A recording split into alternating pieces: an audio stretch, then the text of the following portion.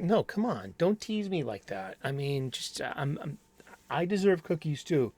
I mean, you say you brought snacks. Oh, the boys already blew through them all. I go, ha ha. You know what I mean? No, I like cookies. You can bring snacks. I hope you do. Here to our very own comics coffee table. Grab a chair, pull up a chair, grab a cuppa, whatever it is you're shoving under your nose today, there, pal. Ooh, fresh cup of coffee, just for you. Grab a cup. Take our break together as we talk about comic books. Free comic book day. First Saturday in May. How you doing today? I'm just going to prep some bags because I know we need them. Huh? And, yeah. I haven't done this in a while. I'm feeling better, though. And start being able to carry the weight. Carry my own weight. I do return to work next Monday. So, looking forward to that. I mean, I'm getting better after my hernia surgery, which I've been healing from. So that's why we haven't really bent over to pick up comic books in long boxes and in short boxes, because I really can't be picking anything up. 10 pounds or more for kind of like the first 4 weeks. That's what the book says, right? But I like to go on strolls around my neighborhood, get some fresh air, and that takes some getting used to as well. Bag, board, we're gonna need them. I come to the end game of switching over my collection. Usually, we are reboarding, rebagging, and reboxing my entire collection, which it's my current collection. My entire collection would include long lost stories to yesteryear, and dust and garbage bins, and breakups and things such as that. Tales too ticklish to tell here. And this time we have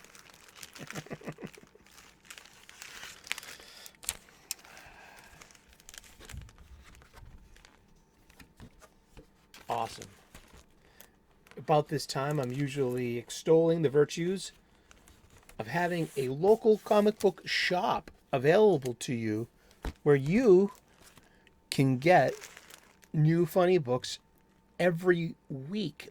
It's usually Wednesday. I love Wednesday because it's New Comic Book Day. Now, technically, DC releases on Tuesday, and a couple of other presses are going to as well, and that's something about the distributor. And I failed auto mechanics, so I know the distributor got a cap, and it does something wicked important under the hood. That's all I know. That's all I got. My dad tried to teach me how to tinker with and fix cars when I was a kid. But no, I literally wanted to read comic books instead. He had no aptitude for fucking metric and imperial wrenches and sockets. And I like the sound that they made. I like the smell of gas. But, geez, wasn't my thing. Bags, boards. I'm usually, since we're doing usually doing a rebagging, reboarding, reboxing show, so I'm getting these bags, I'm getting these backing boards, and I'm getting short boxes. I'm getting everything at my local comic book shop. I'm making the conscious choice not to utilize my online supply chain for these simple, standard supplies that can be easily purchased at your local comic book shop, your LCS. Yeah, I could be saving a buck or two, and getting free delivery if I use my online supply chain. But our local comic book shop is more than where you get your funny books from. It's a mom and pop brick and mortar local business, and it's a bookstore. Yeah, that's an old-fashioned bookstore, an independent bookstore. If you think about it, yeah, totally. And that's where you it's usually like sci-fi and fantasy specific as well. A lot of the times, where you can find something good that interests you, for escapism in a fantasy realm, far away from our humdrum existences here on planet Earth.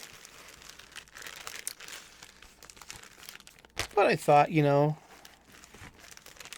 going to need them. We got 2 long boxes left.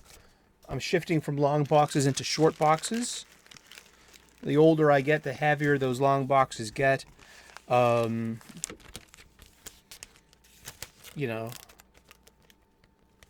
You get what you pay for with quality, I guess. So, live and learn, and we'll see. I mean, my current 20-year accumulation, it goes back 20 years, but it's 20 years of Wednesdays. Look at it that way. Look at it romantically. And see how far, literally, the publishing industry, in this very small slice of the periodical publishing game, periodical publications. And I often say it all the time too. I don't think Teen Vogue, Cosmopolitan, or even Sports Illustrated have this this presumed naivete that they don't know who to focus the advertisements, those pages on. Yeah, no, not buying that. Because they're still in the periodical game. But also, I have questions. I don't have answers. I just have questions. You could have what? What's a good selling comic book these days? Is it like 45, 50,000 copies for an issue 1, and that drops off by half by issue 2, which drops off by another half by issue 3? That's just like the data. That's just like how it's shaped. Don't blame me. Here we go. Here we go. Just getting through this just a little at a time. Oh dear. Where did they go? They're around here somewhere because I put them in reach.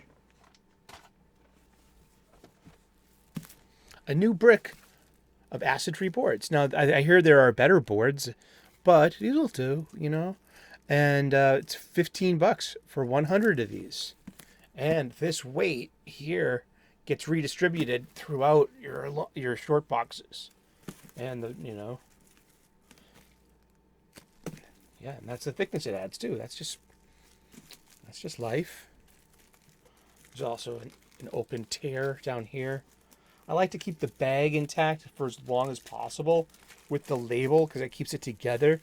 And I also showcase it on the show often enough to be like, hey, this is what I'm buying. This is how much it costs. These are my supplies. And I get my supplies at my local comic book shop. Hey, and if you need a local comic book shop in your life, sometimes I hear people, they don't have an LCS around them. I'm in the Boston area. I'm blessed to have more than a few.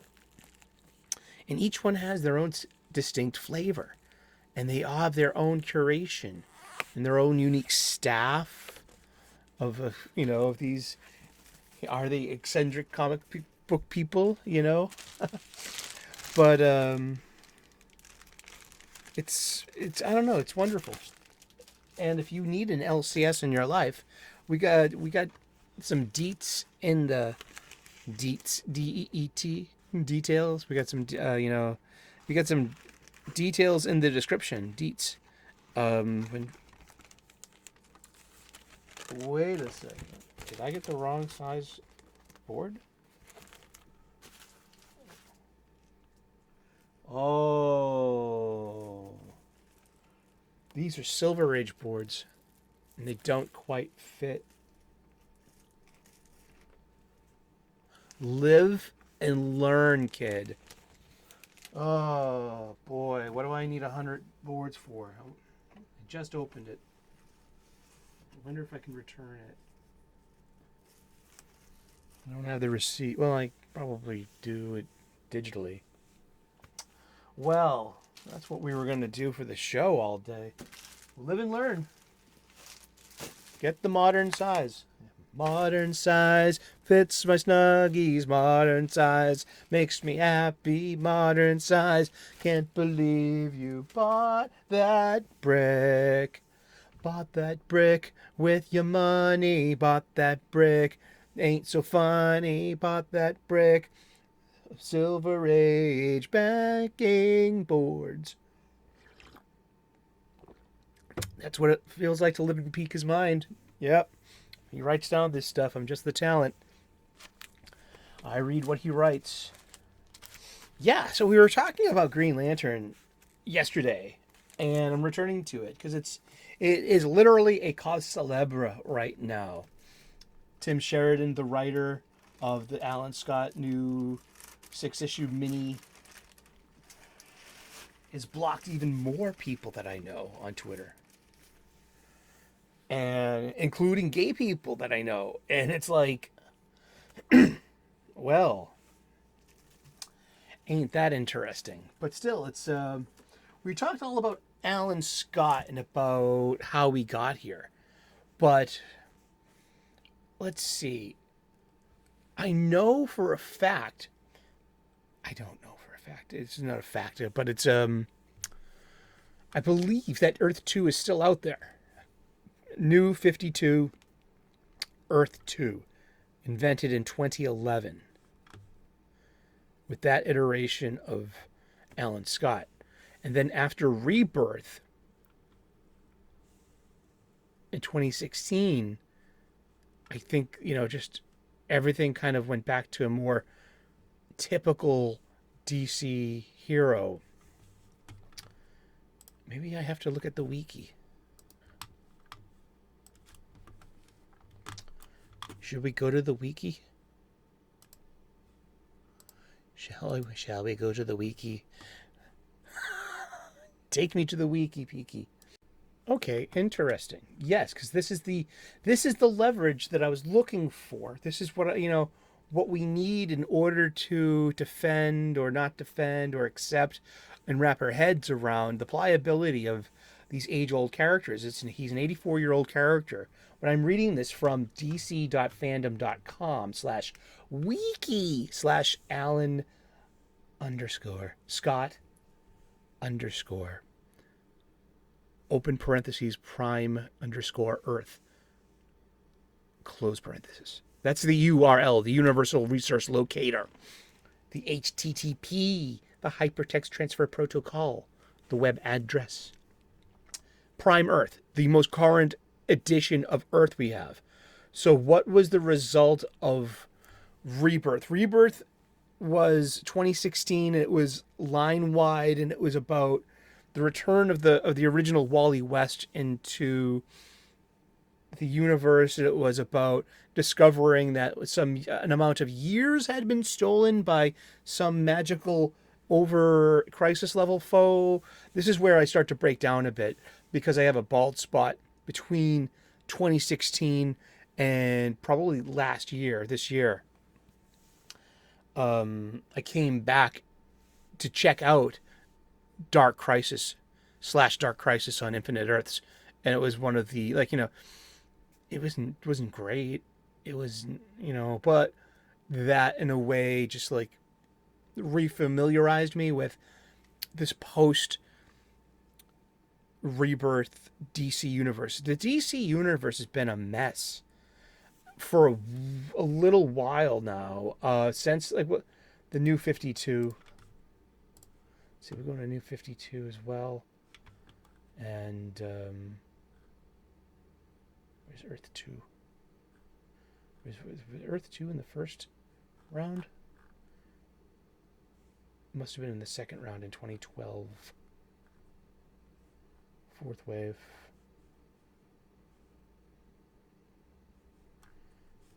Hold on 1 second.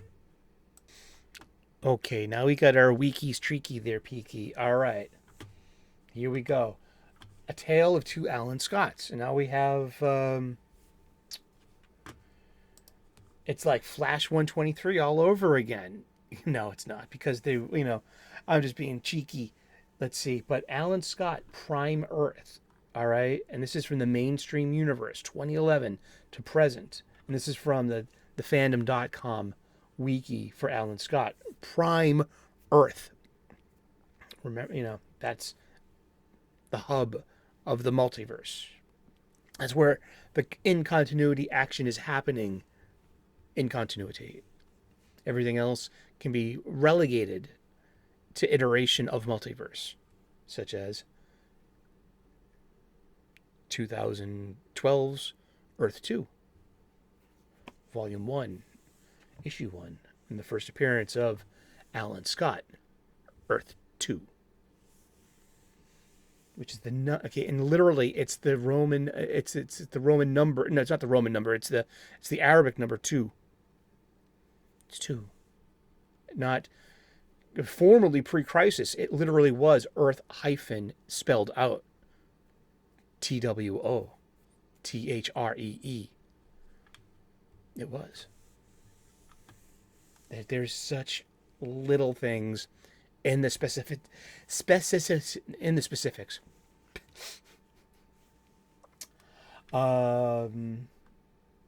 Yeah. Oh, someone's already adjusted this wiki too to be as current as possible. So this iteration of Alan Scott, Prime Earth, his first appearance is Doomsday Clock number 7, cover dated November of 2018. What is Doomsday Clock? What is DC Rebirth? What's the Dark Crisis? I mean, what is death metal? What does it all mean? Who is who and who's from where? What matters? What counts? What is canon? What is continuity? Are these just all fluid states when the needs of the publisher dictate it? Yes, unequivocally, yes. The publisher needs there to be representation, diversity. And so going back and so this is, I guess, it's not a retcon because Earth Prime, Alan Scott, first appeared Doomsday Clock number 7. This version, this iteration, has always been in the closet. It's comic book logic. I mean, it's there for... These are the comic book shop style conversations, and this is how we figure things out, especially when we go through continuity and story. So this is not the Adam... that Alan Scott, I think, ceased to be in Doomsday Clock number 1. I think it was Doomsday Clock number 1. It was...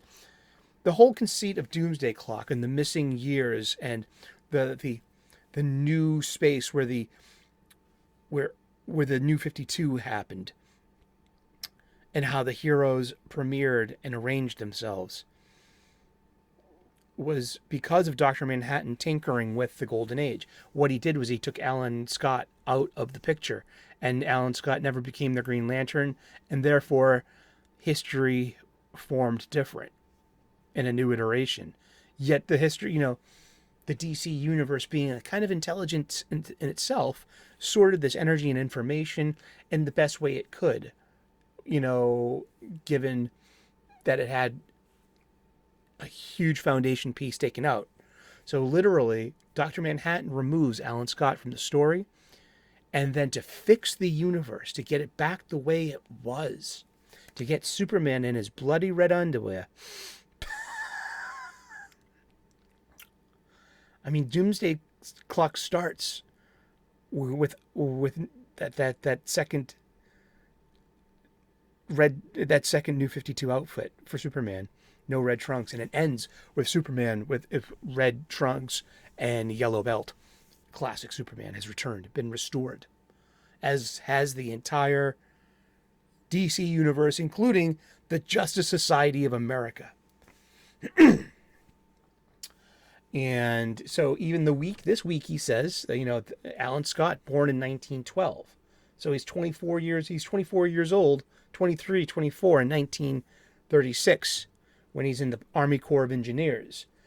And he's got this is where he meets Corporal John Michael Ladd. Oh, is that why his middle name's Ladd? See, that's a retcon. Oh, because this is his name here. His real name here is Alan Ladd Scott. That's like that's like a married hyphenated name. Okay.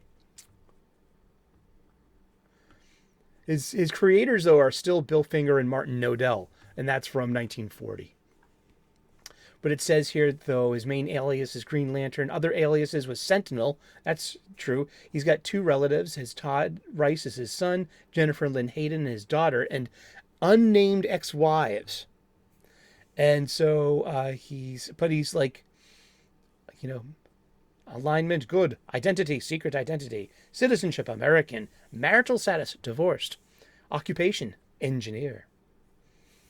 But, this Alan Scott would help found the Justice Society of America around World War II and in the Golden Age.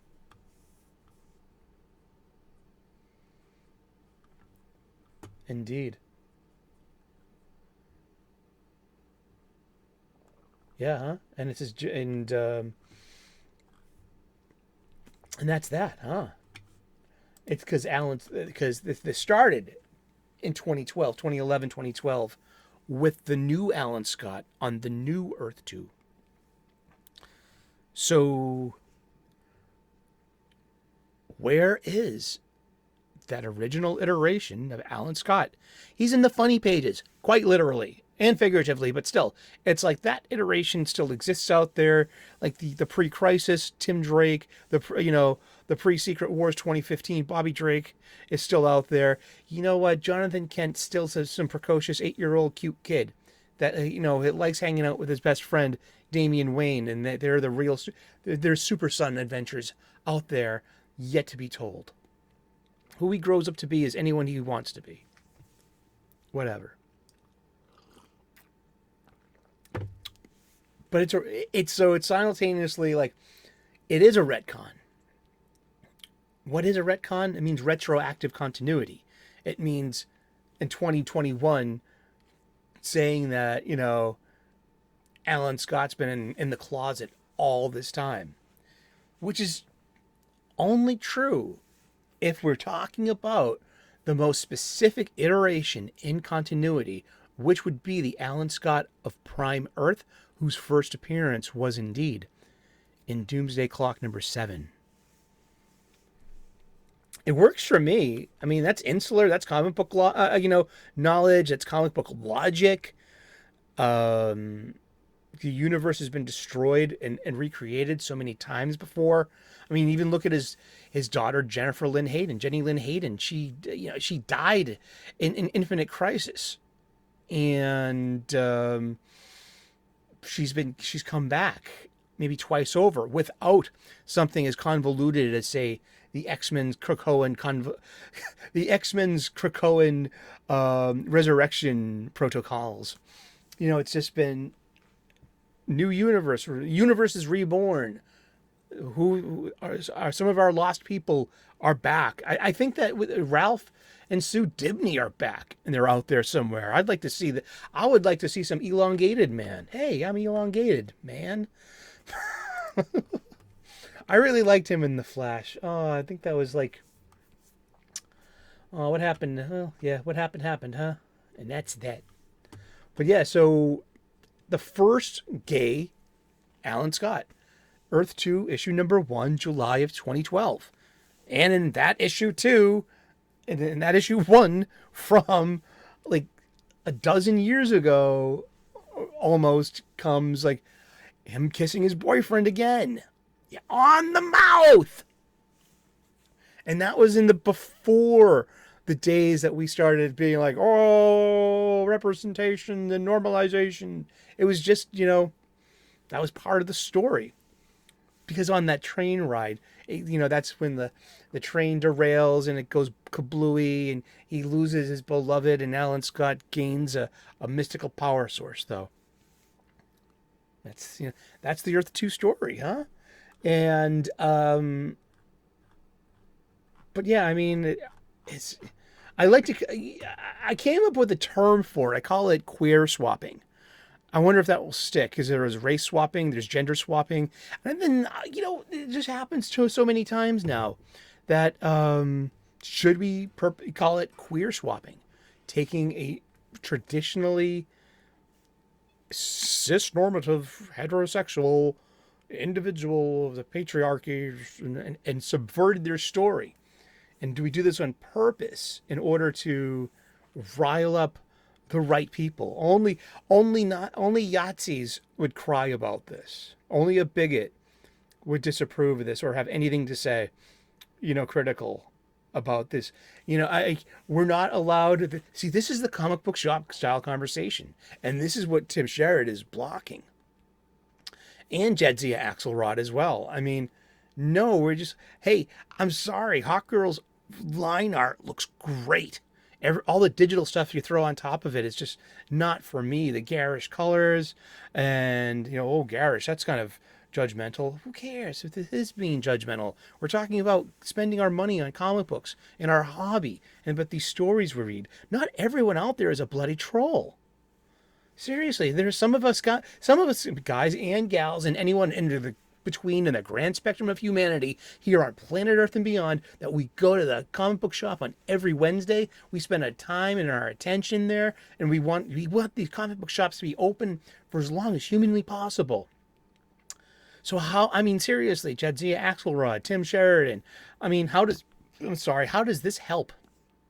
Blocking voices that you consider non-allies, blocking potential customers. How does this help the LCS, the local comic book shop, sell units, floppies, copies? Is it because you already got paid? Is it because you're a contract player? You know what I mean? And just you got no hope of making like goals to like, I don't know. I'm not gonna make your story up for you. I got too much respect for you. But what I do know is that Hawk Girl's got some seriously good line art.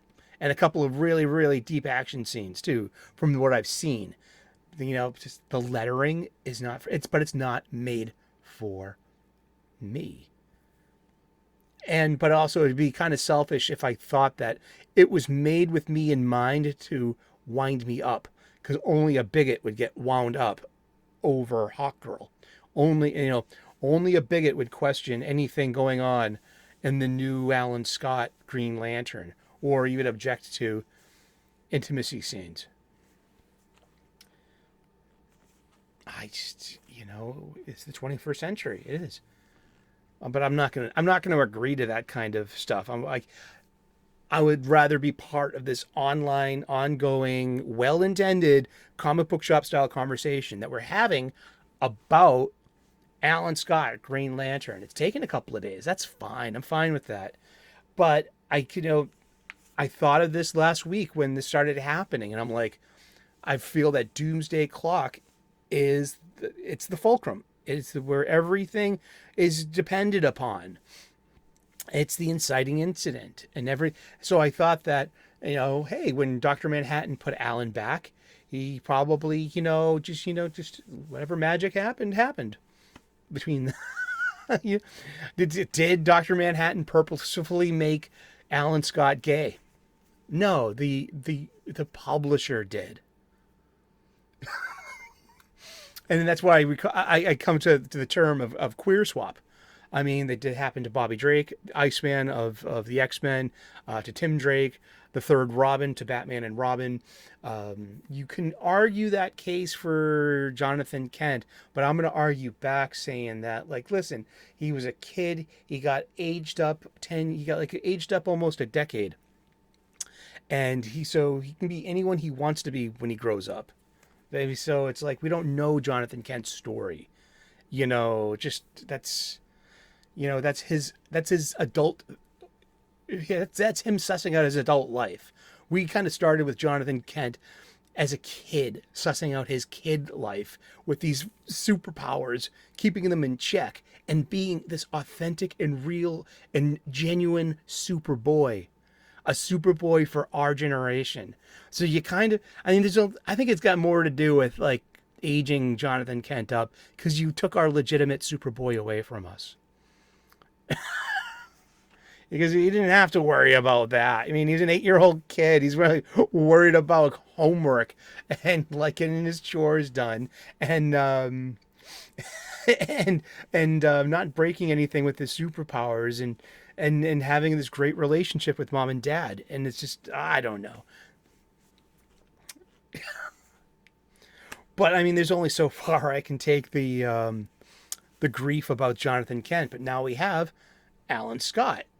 So here, these are not unique new characters with their own agency, with their own story to tell, with their own, what they can bring to the never-ending story, the never-ending fight between good and evil. Is it done to troll old fans, to wind them up, to be like, ha ha ha, we're changing your, look at you, only a bigot would, we got this great bulletproof argument, only a bigot would object. Are you a bigot? You must be if you object. That's what's going on. Like, are you kidding? I've been reading this stuff for 40 years. Like, I know Alan Scott. Like, I don't think he was like, but the publisher needs him to be. And what they need is for you just to fall in line, shut the fuck up, and accept it, and accept this product without any conversation. No, this is geek culture. This is the comic book shop style conversation, and the Alan Scott debacle it carries its own conversation because was it necessary to do this? Who does this profit? Cui bono? I mean, is it a troll? Is it authentic and genuine use of representation, diversity, and telling authentic stories? It could be, because it could be about just telling stories about, part of your secret identity is having a secret identity for that secret identity. There's a way to tell this story. It could be like Mad Men, visually, a period piece set in the past. I could write it. You'd buy it. Totally. You would love the hell out of it. Yeah. And I'd get those. And I would lobby for those, special foil cover variant too, to sell to gay people in their gay culture. Yeah, totally. Not just pride issues. I'm talking about, just like, I'm talking, the Tom of Finland variant covers. I'm like, that's what makes me think it's a troll. That it's like, this isn't about gay people and gay culture. It's about, you could have done this with a new character, and not have, but are we attached too much to these existing characters? Maybe that's where it comes from. Maybe there's a spiritual solution here. Relinquish your attachments, and you can be freer to be, if you want, you're not weighed down, you too could be enlightened and get light enough to rise above it all. Thank you for another day of talking about Alan Scott, the Green Lantern, and the big debacle. I was blocked by Tim Sheridan, the writer of Alan Scott, Green Lantern, #1 of 6. I was blocked by Jadzia Axelrod, writer of Hawk Girl, limited series 1 through 6, because I'm just like I'm adjacent. I am guilt by association, but I'm also like not just like I don't know. I must come off as the enemy because that's how you just that's well, if that wasn't your intention, that was your result. I mean, how could I'm not going to buy any Axelrod or Sheridan stuff in the future. It really disparages DC's product when creator does that. Like, how am I supposed to want to buy this DC story because the artist was just too. I mean, you're representing a corporate product. It's not like it's your own comic. You can say anything you want. I don't have any answers. All I have are questions. Thank you so much for tuning in today. We've been talking about comic books, and it's 3 p.m. U.S. Eastern daily. Shout out to my bro, Thomas the Gilkman Gilkey. We're sitting down at a pub right now having a wet lunch and some appetizers and enjoying some company. So Pika, you're in charge of the live chat. Yeah, that's why I said it at the end of the show. Thank you so very much. God bless. Namaste. Good luck. And we will see you again in those funny pages. Ciao. Bye-bye.